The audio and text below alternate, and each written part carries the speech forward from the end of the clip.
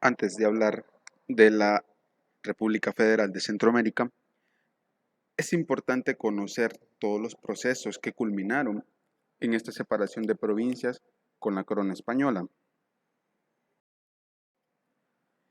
iniciando por los antecedentes con la muerte de Carlos II de España, quien al no tener descendencia deja paso a que se dé una lucha por el trono español, dejando como rey a Felipe de Anjou. Felipe de Anjou era de una casa real francesa, la Casa de los Anjou, quien al ascender al trono es nombrado Felipe V de España. Este es el inicio de la dinastía de los Borbones. A partir de acá se comienza una serie de reformas que se les conoce como reformas borbónicas. Una de las más importantes de estas reformas fue cambiar de alcaldías mayores a intendencias, que se hizo en el reinado de Carlos IV. Lo curioso de estos cambios fue que los intendentes serían únicamente designados por la corona española. Esto provoca reacciones negativas por parte de algunos criollos que tenían una cantidad considerable de poder en sus manos, y con estos cambios se iban a ver fuertemente limitados. Para 1808 nuevamente cambia el trono de España, y pocos meses al haber ascendido Fernando VII de España llega la invasión de Napoleón Bonaparte.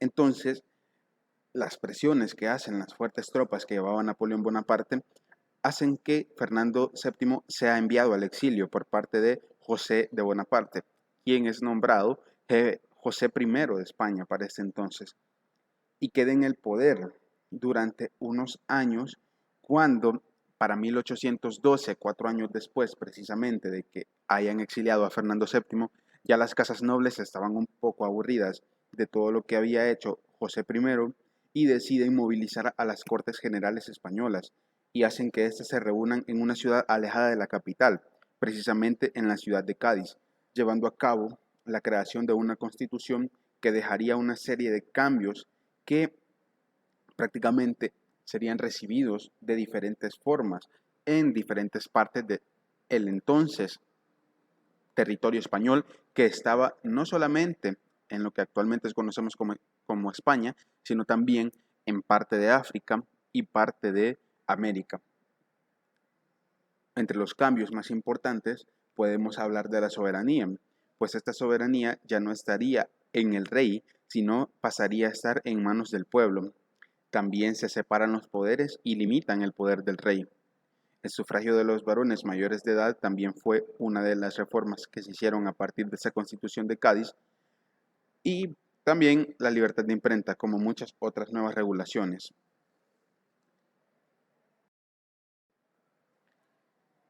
Al haberse movilizado las Cortes españolas, prácticamente luego de la promulgación de la Constitución de Cádiz, que habíamos mencionado una serie de reformas, es importante también conocer cómo es el recibimiento de estas noticias precisamente en el territorio español que se encontraba en el continente americano. Pues acá las noticias, cuando llegan, son recibidas por diferentes grupos de criollos y mestizos, quienes en su mayoría los criollos toman esto como una decisión negativa que se había tomado en España. Sin embargo, otro grupo reducido, que estaba conformado en su mayoría por mestizos, lo recibe con gran duda, pues traería beneficios, pero a su vez complicaciones a largo plazo en las diferentes intendencias. Esto se convierte en una lucha acá por ocultar la información a los grupos de indígenas, pues una de las reformas que también incluía la Constitución de Cádiz era el eliminar los tributos que se le pagaban a la corona española. Entonces, prácticamente los mestizos hacen que se filtre esta información y que llegue a oídos de estos grupos de indígenas, provocando una gran problemática y unas revueltas a lo que se ven un poco en calma posteriormente al regreso al trono de Fernando VII en España, que fue precisamente un trabajo que habían hecho la gente que era parte de la población española, porque estaban descontentos con el trabajo que estaba realizando José I y con lo que habían hecho algunas casas nobles. Entonces hacen que vuelva Fernando VII al trono y al ascender, lo primero que llega a hacer es dejar sin efecto aquella constitución de Cádiz que se había hecho 2 años antes, para 1812. Muchos más descontentos provocan las casas nobles, pues la noticia genera mayores confusiones. Después de dejar un periodo corto en calma América, esto vuelve a generar las confusiones nuevamente en el Nuevo Mundo. Y acá empieza a darse una lucha entre criollos, mestizos e indígenas, todos por grupos separados, quienes convertían en un tablero de ajedrez la región central de América, dejando como las piezas principales a los grupos de indígenas que estaban siendo manipulados por aquellos criollos y mestizos que querían conservar el poder que se había quitado a unos y se había otorgado a otros, ¿no? Ahora, técnicamente se convierte una gran parte de México también en este juego de ajedrez porque México estaba siendo en ese momento víctima de lo que estaban haciendo los criollos también en esa parte, pues los criollos querían conservar aquel poder que tenían con las alcaldías mayores que habían pasado a ser intendencias y que no querían que los que habían sido reconocidos como ciudadanos, esto cuando les mencioné antes lo de la mayoría de edad, se había acordado que aquellos que fuesen mayores de edad, aunque no fuesen de la España peninsular, es decir, aquellos que nacieron fuera del verdadero territorio español, los que estaban en América y en África, también tenían aquella ciudadanía española. Entonces, esto les permitía optar también por un cargo público, llamémoslo así, para entonces, ¿no? Y esto hace que también los mexicanos se vean un poco descontentos con estas decisiones. Sin embargo, para autores como Cristina García Castro, perdón, el regreso de Fernando VII solo dejó ver algo que estaba pasando desde mucho tiempo atrás. Y esto lo vamos a ver para 1811. ¿Qué sucede entre 1811 y 1814 en esta parte del mundo? Pues para el 4 de noviembre de 1811 se corre un rumor por San Salvador donde se hablaba de la captura del cura Manuel Aguilar, donde prácticamente José Matías Delgado, quien era familiar de este cura Manuel Aguilar, escucha y hace que se den unos toques de campana en la iglesia frente a la plaza principal, actualmente Plaza Libertad, que el toque de campanas no es más que una forma de convocar a las personas para aquel momento, ¿no? Esto se da para el 5 de noviembre de 1811, un día después que se había dado el rumor de la captura de Manuel Aguilar, y es lo que ahora en día conocemos como el primer grito de independencia, por cierto. Es algo curioso, ¿no? Bueno, posteriormente, el 6 de noviembre, un día después, esto en 3 días simultáneos, se da un golpe de Estado al intendente de San Salvador y queda un nuevo gobierno para esta que era de las principales intendencias en la región.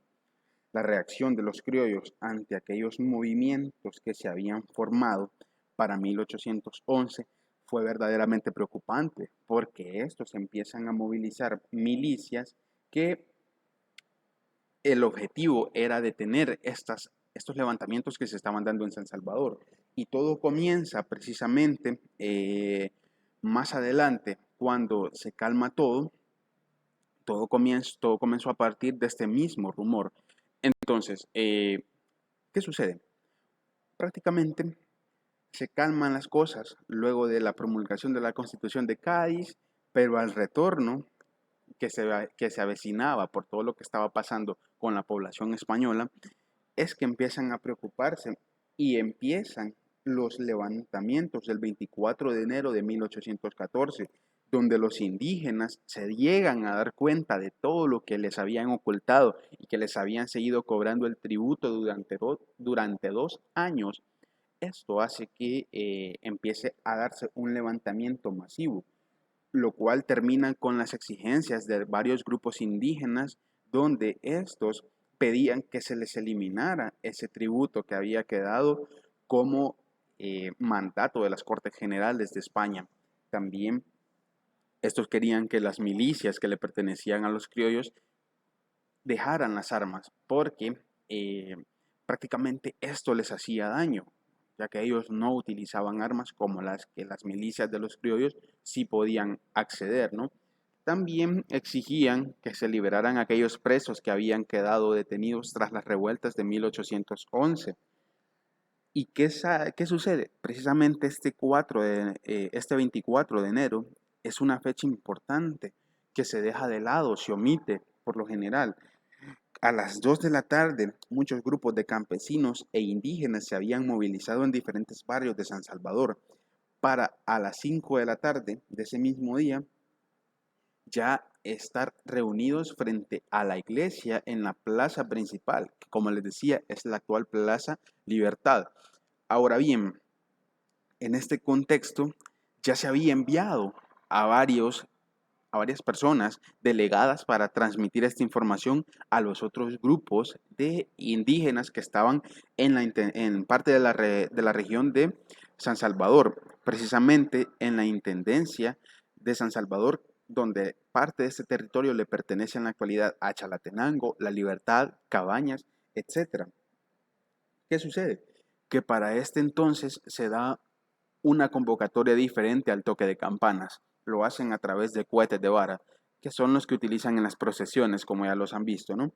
Entonces empiezan a ver a estas alturas los criollos que era bueno ponerse de lado de aquellos grupos de indígenas que eran masivos y estaban poniéndose en contra también de los intendentes que habían estado en Guatemala cobrándoles el tributo a estos indígenas, algo que estaba desobedeciendo, a la Constitución de Cádiz. Ahora bien, después de muchas revueltas, prácticamente todo queda en calma cuando se da la noticia del regreso de Fernando VII a España. Como les dije, esto sucede de manera simultánea en lo que ocurría en España, lo que ocurría también acá en la parte de América Central.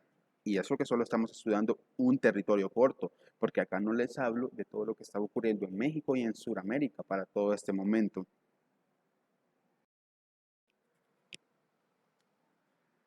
Bien, después de varias revueltas que se habían dado en diferentes años, llega el momento crucial para toda la separación de estas provincias.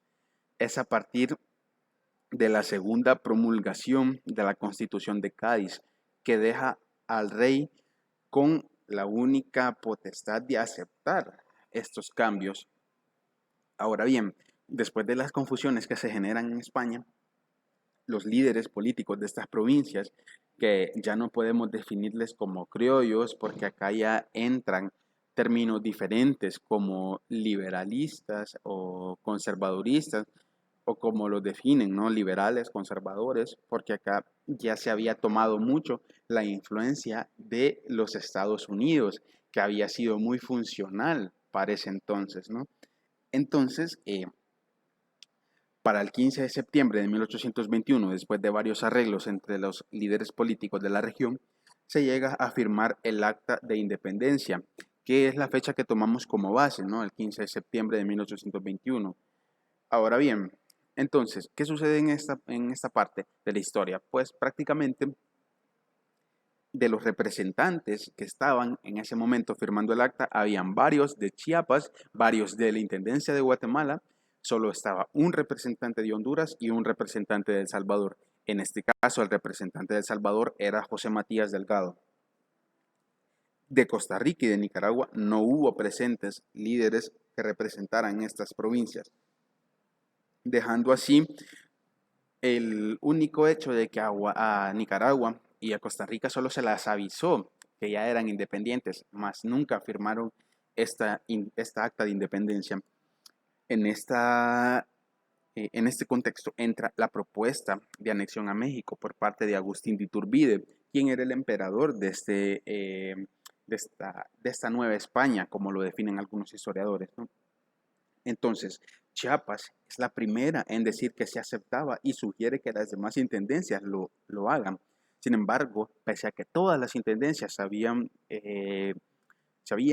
puesto de acuerdo para unirse y anexarse a México, solo San Salvador y San Vicente deciden que no se van a anexar, porque el descontento para los sansalvadoreños y los de San Vicente siempre había sido la posición privilegiada que había tenido la Intendencia de Guatemala. Y al unirse y anexarse a México, esta posición privilegiada de Guatemala no cambiaría. Entonces, los criollos guatemaltecos, bueno, los conservadores guatemaltecos también, por algunos, bueno, es una confusión acá eh, que se puede dar siempre que se investiga esto por los diferentes términos que se manejan. Los criollos guatemaltecos, dejémoslo así, le informan a Agustín de Iturbide, quien ordena a varias de sus tropas ponerse a disposición de uno de los líderes políticos de Guatemala, que era Gavino Gainza, un político que también tenía parte de milicias, y las milicias las mueven en contra de San Salvador para invadirlo del lado de Sonsonate. En este punto se topan con las tropas de Manuel José Arce, que habían sido ordenadas por José Matías Delgado para defender la provincia de San Salvador. Y acá se da una de las batallas más representativas de todo esto, ¿no? La batalla del Espinal en Sonsonate, donde Arce vence a las tropas de Gavino Gainza y defiende así el territorio de San Salvador, de la intendencia o la provincia de San Salvador. Ahora, también veamos que se da un nuevo intento, pero esta vez entran por San Vicente, en precisamente la hacienda de Concepción de Ramírez, donde acá aparece la figura de Fray Rafael del Castillo, Fray Tasajo, como lo definen otros historiadores, también por el apodo que él tenía, que era un religioso que se había escapado de una, como les digo, de una ejecución masiva que se dio de religiosos en México debido a un desterramiento. Viene a parar aquí a San Salvador y como él sabía mucho de habilidad de combate, defiende la intendencia de San Vicente con varias tropas, ya que Arce estaba enfermo y no podía estar presente en esta batalla. Aún así, Fray Tasajo derrota a las milicias que se habían movilizado por órdenes de otra de las familias influyentes de Guatemala, que era la familia Aycinena, una familia con mucho poder político y económico que tenía aquella voluntad de decir, si muevo esto, y todos lo hacían, o sea, los líderes políticos se ponían a disposición de ellos por el poder económico que esta familia representaba.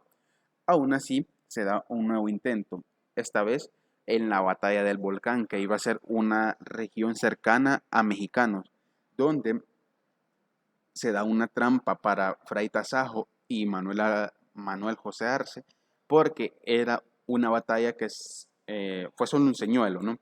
La verdadera tropa que se estaba movilizando lo hacía con dirección hacia la plaza principal, la plaza mayor de la Intendencia o la provincia de San Salvador. ¿Por qué? Porque para esta época tomarse la plaza principal de una ciudad era sinónimo de victoria. Entonces, prácticamente acá es que cae totalmente la provincia de San Salvador y San Vicente y se da la anexión definitiva a el Imperio Mexicano.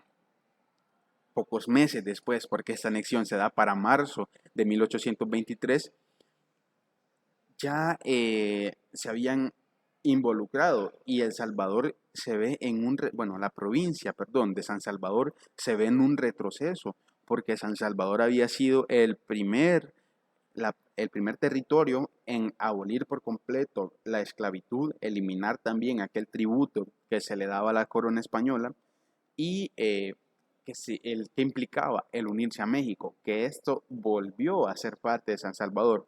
Sin embargo, para julio de 1823, ya el imperio de Iturbide estaba pasando por una cantidad de problemas internos a nivel político, económico, donde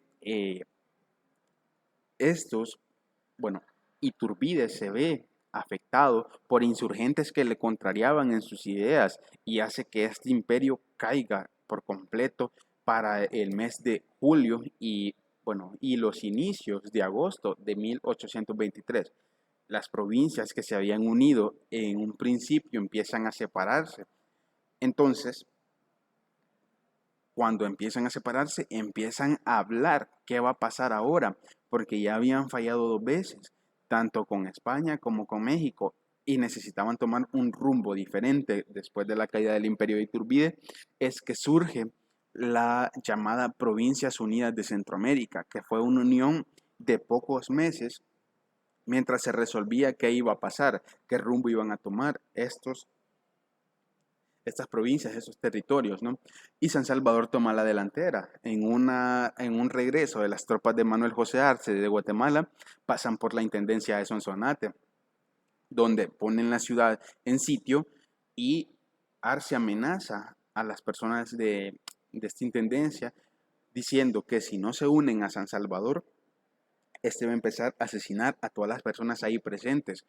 Y Sonsonate pues acepta unirse de mala manera, pero Sonsonate había sido una intendencia que había sufrido mucho, porque cuando se daban los problemas entre San Salvador y Guatemala, quienes se veían en el centro de los conflictos había sido prácticamente Sonsonate.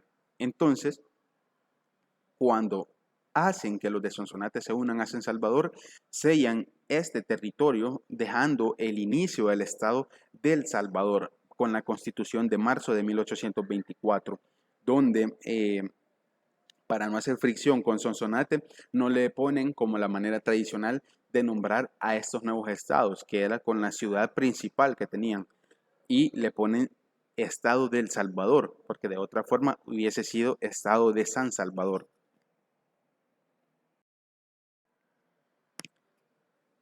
Entonces, poco después de que se da la Constitución de 1824, es que empiezan las gestiones entre los líderes políticos. En este caso vuelve a salir la imagen de José Matías Delgado, donde este sugiere que hay que hacer algo diferente y no un imperio, algo que sea más funcional para... Y se ponen de acuerdo varias personas acá en este espacio donde deciden que como ya todos son estados libres e independientes, hagan una unión de estados en un estado federal, donde le iban a llamar República Federal de Centroamérica. ¿Qué pasa acá?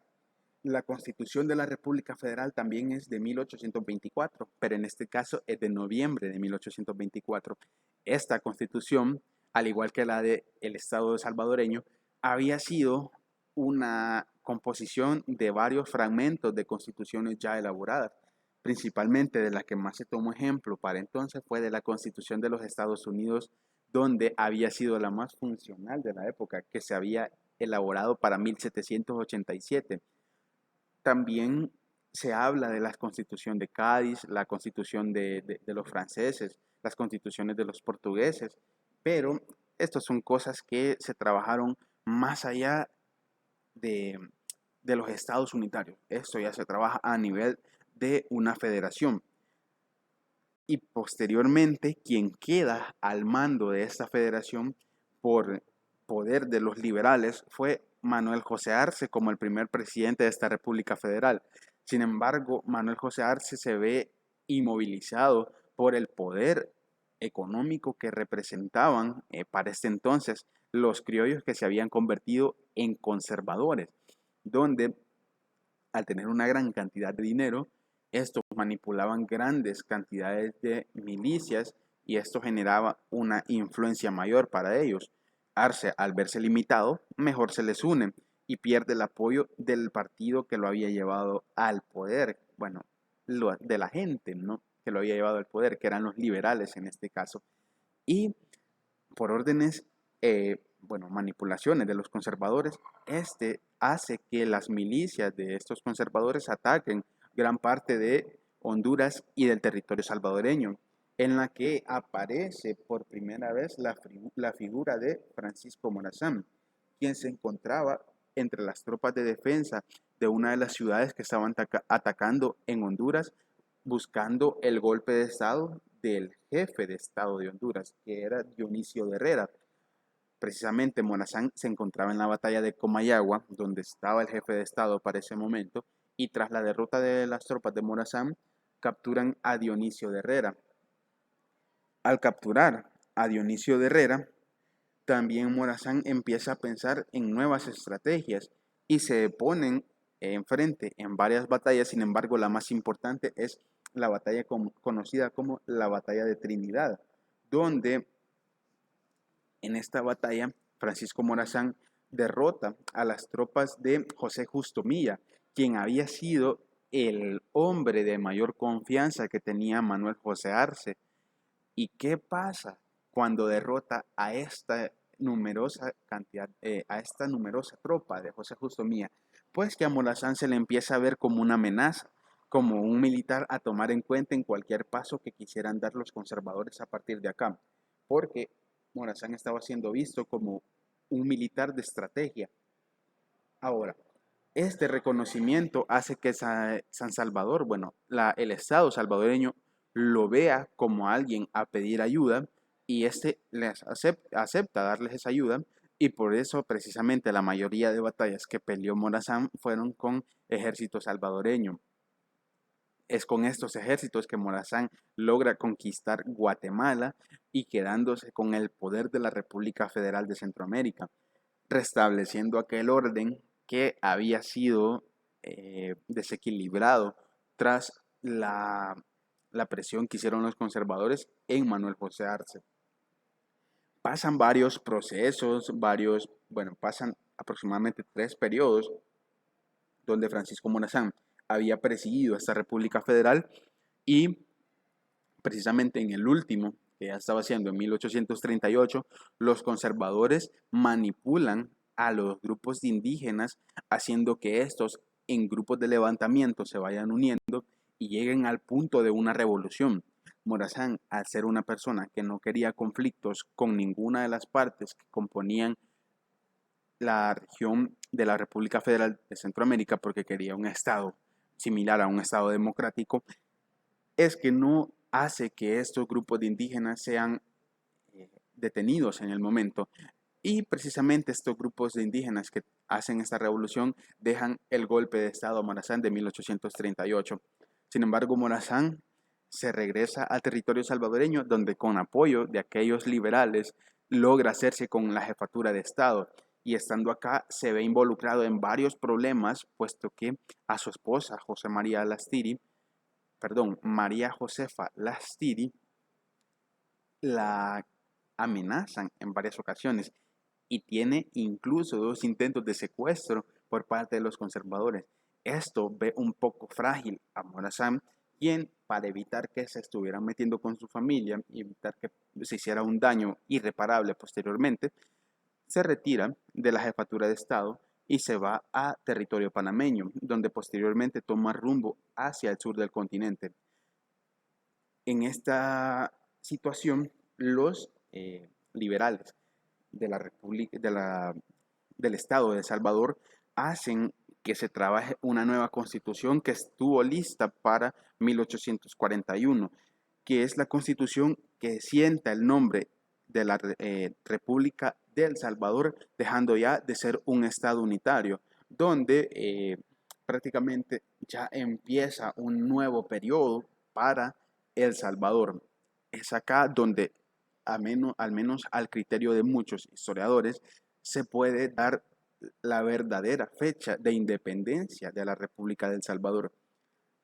Ahora bien, vamos a ver un poco la bibliografía de todo esto, porque es un tema demasiado complejo, que hay muchas cosas que se pueden investigar, pero no hay que hacer muy largo, no hay que hacer muy larga tampoco la sesión.